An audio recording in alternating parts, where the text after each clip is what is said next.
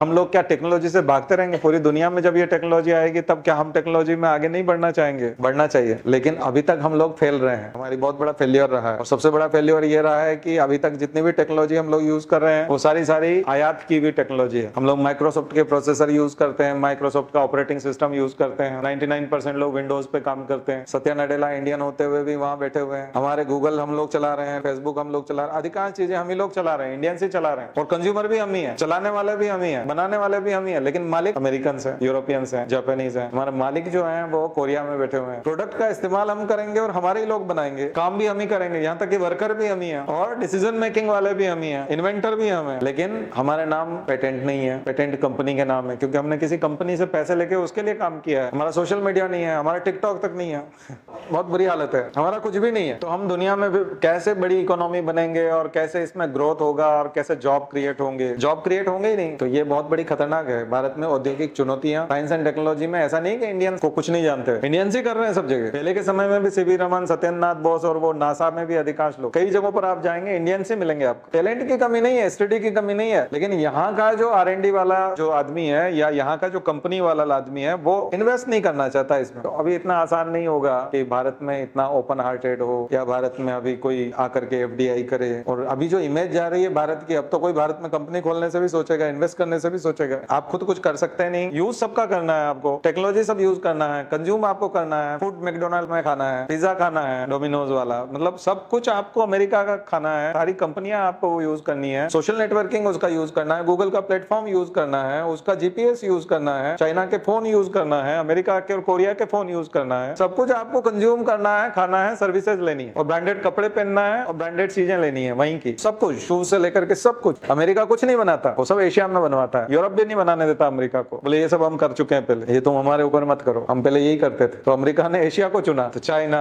Vietnam, Laos, Thailand ये बना। आपका शूज का किसी का भी पैकेट उठा के देख लेना, मेड इन कहाँ लिखा हुआ है, और जो कंपनी लिखा हुआ है उसका हेड ऑफिस देखना न्यूयॉर्क में। सबके हेड ऑफिस न्यूयॉर्क में, चमचमाती लाइटें, बड़ी बड़ी बिल्डिंग, कोई धुआं नहीं, कोई मैन्युफैक्चरिंग नहीं। क्या होता है? मेल आते हैं बस। किस चीज के मेल आते हैं? कितना टर्नओवर है कंपनी का, खाते में कितना जमा हो गया। अच्छा, तुमने उतने बना दिए, ठीक है, उसको श्रीलंका में भेज दो। अच्छा, वियतनाम ने इतने बना दिए, इंडिया में भेज दो। इंडिया ने बना लिया, तुम चीन में भेज दो, तुम उधर भेज दो, चीन वाले तुम इधर भेज दो, और हमारे यहाँ पे भेज दो। कुछ हमारे यहाँ के आउटलेट के लिए दे दो, तो उनके यहाँ के लोगों को 40% में मिलता है, क्योंकि टैक्स नहीं लगता, और वो वहाँ के अमेरिकन को और छूट दे देते हैं। तो जो चीज हमको 10,000 में बेचते हैं, वहाँ के लोगों को, अमेरिका के लोगों को 4,000 में। और वहाँ का वातावरण भी शुद्ध, आसमान साफ, हवा खराब नहीं, पानी खराब नहीं, जमीन के अंदर का सब कुछ ठीक, कोई प्रॉब्लम नहीं है। आप बनाओ, अपने यहाँ से हार्वेस्ट करो, अपने यहाँ से उत्खनन करो, अपने यहाँ से माइनिंग करो, अपने यहाँ क्रॉप उगाओ, उससे बनाओ, मजदूर अपने लगाओ, धुआं छोड़ो अपने आकाश में, पानी में छोड़ो सीवेज, और बेचो पूरी दुनिया में, प्रॉफिट जमा कराओ न्यूयॉर्क में। बैंक कहाँ होगा? न्यूयॉर्क। वर्ल्ड बैंक कहाँ होगा? वहां पर। IMF कहाँ होगा? यहाँ। और बाकी जितने भी WTO, WHO, जो भी वेलफेयर करना है सब जिनेवा, जिनमें भी चर्चा होनी है, जिसमें भी सिर्फ मीटिंगें होंगी। पैसे वाला काम कुछ नहीं है, पैसे वाला काम जितना भी है सब अमेरिका। बैंक अमेरिका में होंगे, डॉलर में काम होगा, खरीदारी इसमें होगी, हमारी करेंसी में होगी। कमाल की दादागिरी है। आप क्या हो? आप ये नई ईस्ट इंडिया कंपनी है, नए जमाने का उपनिवेश है हमने। आप फेल्यूर आ रहा है, समझ में आ रहा है? अब ये जितनी भी बात मैंने बताई, इनमें से कितने प्रतिशत नेताओं को आपने इस बारे में सोचते हुए देखा, या कितने हमारे राष्ट्रीय स्तर के लेवल के और जो नेता हैं, जो पॉलिसी मेकर्स हैं, वो कोई बात करते हुए कभी इस बारे में दिखते हैं? कभी टीवी डिबेट में दिखते हैं? क्या बात करते हैं? इरेलेवेंट बात करते हैं, भड़काने वाली बात करते हैं, देश की छवि खराब करने वाली बात करते हैं, नाटकबाजी करते हैं, ड्रामेबाजी है पूरी की पूरी। तो क्या आपको लगता है 10 साल बाद जब 2030 आ जाएगा तब स्थिति सुधर जाएगी और भारत में मैन्युफैक्चरिंग शुरू हो जाएगी? क्या आपको लगता है यहाँ रोजगार डेवलप हो जाएगा? क्या यहाँ का बजट सुधर जाएगा? क्या होगा? कुछ नहीं होने वाला। जबरदस्त रिवॉल्यूशन की जरूरत है, बहुत बड़े रिवॉल्यूशन की जरूरत है, और वो साइंस टेक से होगा, साइंटिफिक टेम्परामेंट से होगा।